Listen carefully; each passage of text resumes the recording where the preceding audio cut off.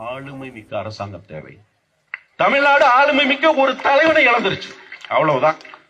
அது நீ காலம் தீர்மானிக்கட்டும். வெற்றி பெற்று நீங்க வேலை செஞ்சதை விட வெற்றியை தவறும் போது வேலை செய்யறீங்க பாரு, அது 10 மடங்கு வீரியமா நான் பாக்குறேன்.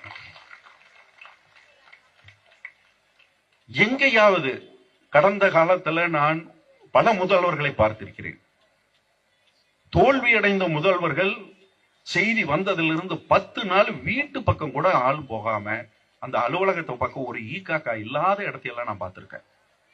எங்க திரைப்படத்துல படம் ரிலீஸ் ஆகும் போது அலுவலகம் பாத்தீங்கன்னா ரிலீஸுக்கு முதல் நாள் அந்த பெட்டி எல்லாம் நாங்க அனுப்புவோம்.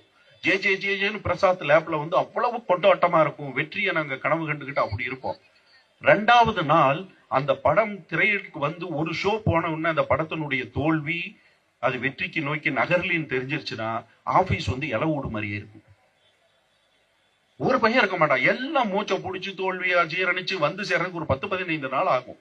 இதை நான் பர்சனலா ஒரு அசிஸ்டன்ட் டைரக்டர் அந்த காலகட்டத்தில் நான் நிறைய அனுபவிச்சிருக்கேன். ஆனா திராவிட முன்னேற்ற கழகத்துல மட்டும்தான் கலைஞர் தோத்து நைட்டு ரிசல்ட் நாளை காலையில பிரஸ் மீட்.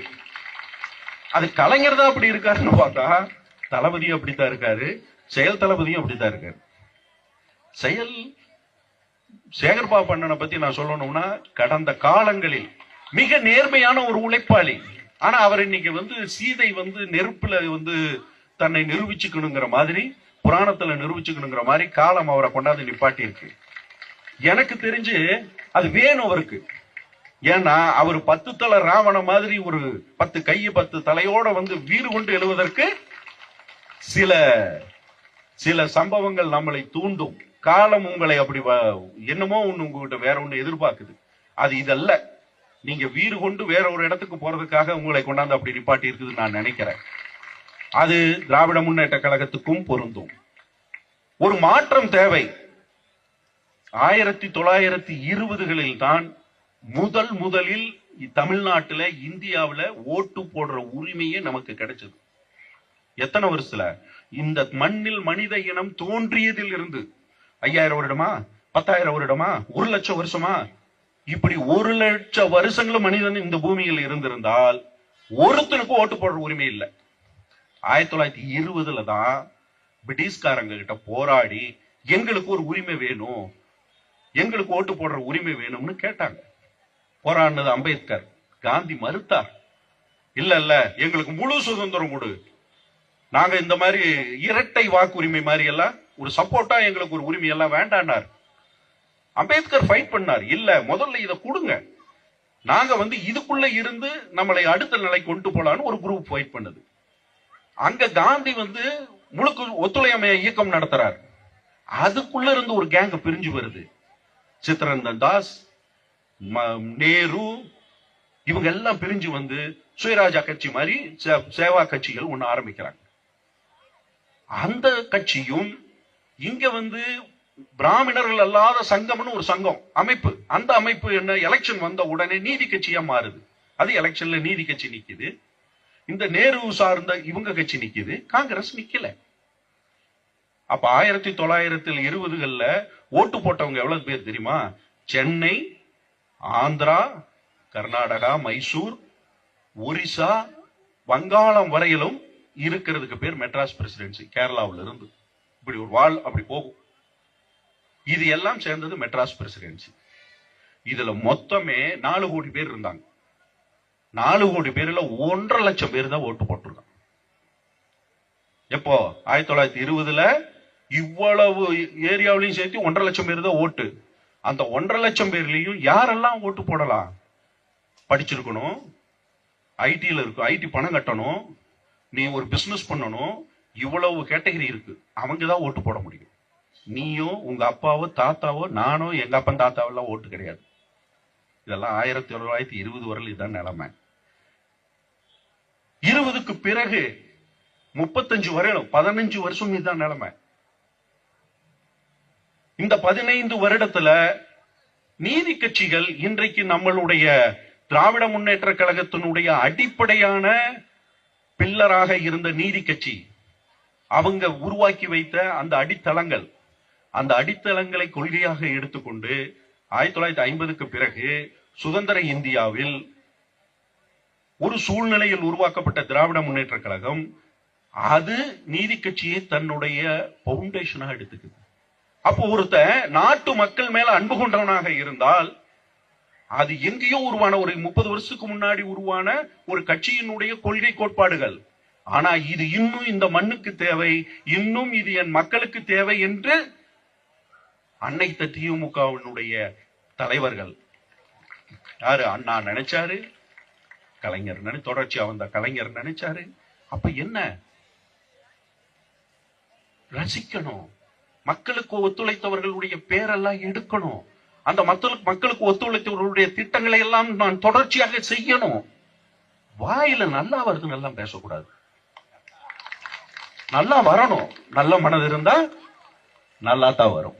எனக்கெல்லாம் நல்லா தான் வரும். நல்லா வருதுன்னு நான் சொல்ல மாட்டேன், நல்லா வருது எனக்கு. ஏன்னா நான் நீதி கட்சியினுடைய ஒரு தொடர்ச்சியான ஒரு தலைமுறையினுடைய ஒரு கலைஞர்கள். நீங்க யோசிச்சு பாருங்க, நான் டிஎம்கே உறுப்பினரா, அண்ணன் உறுப்பினரா? நீங்க உறுப்பினரை விட உறுப்பினர் இல்லாதவங்க டிஎம்கே நிறைய பேர் இருக்காங்க. இது எந்த கட்சியிலாவது இருக்கா? நேற்றுக்கு பேசினார் சுகி அண்ணன், சுகி சிவம் அவர்கள் முந்தானில் பேசினாரு. அவர் என்ன நீதி கட்சி திராவிட முன்னேற்ற உறுப்பினரா? இன்னைக்கு தொடர்ச்சி அடுத்த 10-13 நாளும் பேச போறவங்க எவ்வளவோ கலைஞர்கள் இருக்காங்க. திராவிட முன்னேற்ற கழகத்தில் மட்டும்தான் இவர்கள் இந்த மண்ணுக்கும் மக்களுக்குமாக உழைக்கக்கூடியவர்கள். இவர்கள் பின்னாடி நான் நிக்கணும்னு திரைக்கலைஞர்களா இருக்கட்டும், இலக்கியவாதிகளா இருக்கட்டும், பாடலாசிரியர்களா இருக்கட்டும், தெருக்கூத்து கும்பாங்குத்து எல்லா அமைப்புகளில் இருப்பவர்கள் பொது தளத்தில் இருந்து அவர்கள் பின்னாடி இருப்பவர்களாக இருக்கோம். நாங்க அந்த கேங்கு உறுப்பினரா இருந்தா நீங்க சொல்றதுக்கெல்லாம் கூட சரின்ட்டு போயிடலாம். நாங்க அப்படி இல்ல, எது சரியோ அது பக்கம் நிக்க தயாரா இருக்கும். இன்னைக்கு சத்யராஜ் அண்ணன் இருக்காரு. சத்யராஜ் அண்ணன் ஒரு ரீல்ஸ் போடுறதை விட ரீல்ஸுக்கு பதில் சொல்றதுக்கே நிறைய டைம் எடுக்கிறார். அதிகமான ட்ரோல் மெட்டீரியலும் அதிகமான விமர்சனங்களை உள்ளடக்கணும் ஒரு சத்யராஜ் அண்ணன் தான். ஆனா டேய் போடா பரம்பரை, அவர் பரம்பரை கோயம்புத்தூர்ல ஜமீன் பரம்பரை. அவர் எதையெல்லாம் பார்த்தவர் தெரியுமா அவங்க பரம்பரையில? நான் அப்படி இல்ல, நான் அதை வெளியிருந்து பார்த்தவன். எனக்கு அது எப்படி இருக்கும்னு தெரியும். அப்படி ஒரு மிக பிரமாண்டமான ஒரு ஆளுமை உள்ள ஒரு இந்த சமூகத்தினுடைய வேர் பிடிச்சு போன சமூக அந்த மனநிலை உள்ள ஒரு சமூகத்துக்குள்ள ஆளுமை மனநிலையிலிருந்து வெளியே வந்து இன்னைக்கு களமாடுவது இருப்பது சாதாரணம் அல்ல. அதுவும் பொறுப்புல இருந்துகிட்டு களமாடுனா கூட பரவாயில்லைங்க, பதவி காப்பாத்தி விட்டுருங்க. நாங்க வெளியே இருந்துகிட்டு பேசுறோம். நீங்க அண்ணன் சேகர்பாபண்ண இருக்காருன்னா சேகர்பாபண்ண இந்த ஏரியாவினுடைய ஆளுமை உள்ள நபர், இயக்கத்துல பெரிய பொறுப்புல இருக்காரு, மினிஸ்டர், என்னென்னமோ அவருக்கு பவர் இருக்கு. நாங்க அப்படியா? ஆனா நாங்க அதை எல்லாம் தாங்கி கொண்டு இந்த மண்ணுக்காகவும் மக்களுக்காகவும் போராடக்கூடிய இயக்கத்துக்கு பின்னாடி நிக்கிறோம்னா அதுக்கு ஒரு அர்த்தம் வேணும், அர்த்தம் வேணும். அதனால இது ஒண்ணும் முடிவல்ல, அஸ்தமனம் என்பது முடிவல்ல, இன்னொரு விடியலுக்கான பதுக்கம், அவ்வளவுதான். அதெல்லாம் ஒரு அழகான கொட்டேஷன்ஸ். கலைஞர் அவர்களுடைய தோல்வியை எடுத்தா ஒரு சீட்டும் இல்லாம 2 சீட்டு அப்படின்னு எல்லாம் நம்ம பார்த்துட்டோம். ஒரு சிறு செய்தி ஒட்டுமொத்த இதையும் மாத்தி போடும். இது ஏதோ கணிக்கவே முடியாத, யாருக்குமே வெற்றி அடைந்தவர்களுக்கும் சரி சொல்றேன், வெற்றி அடைந்தவர்களுக்கும் சரி அவங்களும் இதை கண்ணாடியில பார்த்து இது நிஜம்தானான்னு கிள்ளி பார்த்துக்கிறது இருக்கும் இல்லையா? அப்படியான ஒரு நிகழ்வு இது. இது காலம் என்னமோ ஒரு வடிவமைச்சிருக்கு. தமிழகம், இந்தியா மாற்றம் வேண்டும், அது சந்தேகமே இல்லை. மாறுதலுக்கு உட்படணும். அது நமக்குள்ளேயே அந்த மாறுதலா அல்லது சமூகத்துக்குள்ள வெளியிருந்து அந்த மாறுதல் நடக்குது, அதெல்லாம் பிரச்சனை இல்லை, வேணும் மாறுதல். ஆனா அந்த மாறுதலுக்கான நேரம் இதுவா, காலம் இதுவா அப்படின்னு பொதுத்தளத்துல இருந்து நாங்க பார்க்கும்போது என்னமோ பயமா இருக்கு. ஏன்னா உலகம் தழுவிய வரையிலும் ஒரு பெரிய மாற்றம் நடந்துகிட்டு இருக்கு. 1600கள்ல வரையிலும் உலகம் முழுக்க தரை வழியாகத்தான் போய் வியாபாரம் பண்ணிக்கிட்டு இருந்தது. உலகமே ஒட்டகம் வழியா போவாங்க, எப்படியே தரை வழியா போய் அங்கங்க வியாபாரம்.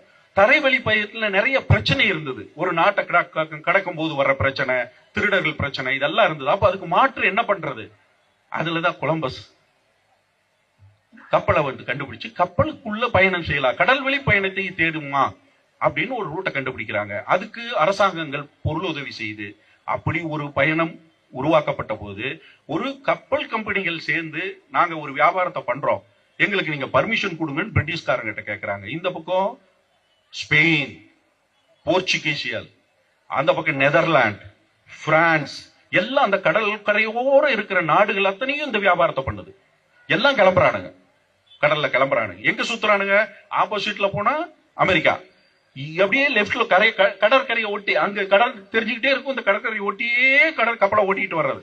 ஓட்டிட்டு வந்து சேர்ந்த இடம் எல்லாம் குஜராத், கோவா, நம்மளுடைய கொச்சின், அப்படியே அந்த சந்துக்குள்ள அப்படியே பூந்து போனா தஞ்சாவூர், நாகப்பட்டினம், இப்படி வந்து சேர்றாங்க. அதுக்கு பிறகு 1650களில் கிழக்கிந்திய கம்பெனி முதலில் இந்தியாவில் ஒரு டேரா போட்டுருச்சு. ஒரு இடத்தை வாங்கி சின்னதா ஒரு குடோனை கட்டிட்டாங்க. 1700கள் டு 1750, 1700 டு 1750ல கிழக்கிந்திய கம்பெனி முழுக்க ஆளுமைக்குள்ள வந்துருச்சு. வந்து அவன் நிலப்பகுதி முழுக்க அவன் கண்ட்ரோலுக்கு எடுத்துட்டு வந்துட்டான். 1850களில் கிழக்கிந்திய கம்பெனிக்குள்ள மிகப்பெரிய பிரச்சனை, அதுதான் சிப்பாய் கழகம் எல்லாம் 1850 நடந்தது. உடனே பிரிட்டிஷ் கவர்மெண்ட் என்ன பண்ணுச்சு, உலகம் முழுக்க இருக்கக்கூடிய அந்த கிழக்கிந்திய கம்பெனியுடைய இடங்களை பிரிட்டிஷ் கவர்மெண்டா மாத்திச்சு. 1950 சுதந்திர போராட்டம் ஆரம்பிச்சிருச்சு. 1950களில் இந்தியா சுதந்திரம் அடைஞ்சிருச்சு. இப்ப 2000, நம்ம 2050 நோக்கி நகர்ந்துகிட்டு இருக்கோம். இப்ப என்ன மாற்றம் நடக்க போகுது? ஒவ்வொரு 100 வருடமும் பெரிய மாற்றம் உலகில் நடந்து கொண்டே இருக்கிறது. இப்போ ஒரு உலகம் பெரிய மாற்றத்துக்கு உட்பட்டு இருக்கிறது. மிகப்பெரிய பொருளாதார இடர்பாடு. நீங்க நிறைய பேர் படிச்சிருக்கீங்களான்னு தெரியல, எல் நினோ அப்படின்னு யாராவது கேள்விப்பட்டிருப்பீங்களா? கேள்விப்பட்டிருப்பீங்க. பாருங்க, 10 வருஷத்துக்கு ஒரு தடவை பசிபிக் ஓஷன்ல பூமிக்கு தண்ணிக்கு அடியில் இருக்கக்கூடிய தண்ணி சூடாகி மேல வந்து ஈரப்பதத்தை சுரண்டி ஒன்னும் ஒரு வருடத்துக்கான மழையை கொட்டி தீர்க்கும், இல்ல 10 வருஷத்துக்கான வெயில அடிச்சு கொள்ளும். அடிச்சு கொள்ள போகுதா கொட்டி தீக்க போகுதான்னு தெரியல. ஐநா சபையிலிருந்து உலகம் முழுக்க இன்னைக்கு அதை சொல்லிட்டு இருக்காங்க, போராடிக்கிட்டு இருக்காங்க. அப்பா விவசாயம் பாழாகும், பத்தாக்குறைக்கு நம்ம பிரதமர் வேற விவசாயத்துக்கு உரத்தை வாங்காதன்ட்டாரு. இந்த எல் நினோ வந்ததுன்னா இந்த வருஷம் மழை இருக்குமா அல்லது மழையை கொட்டி தீக்குமான்னு தெரியல. அப்ப மழை இந்த பக்கம் மேகதாதுல அணை கட்டுறன்னு ஒரு கேங்கு புறப்பட்டதுன்னா மேட்டூர் தண்ணி திறக்க முடியுமான்னு தெரியல, குடிநீர் இருக்குமான்னே தெரியல.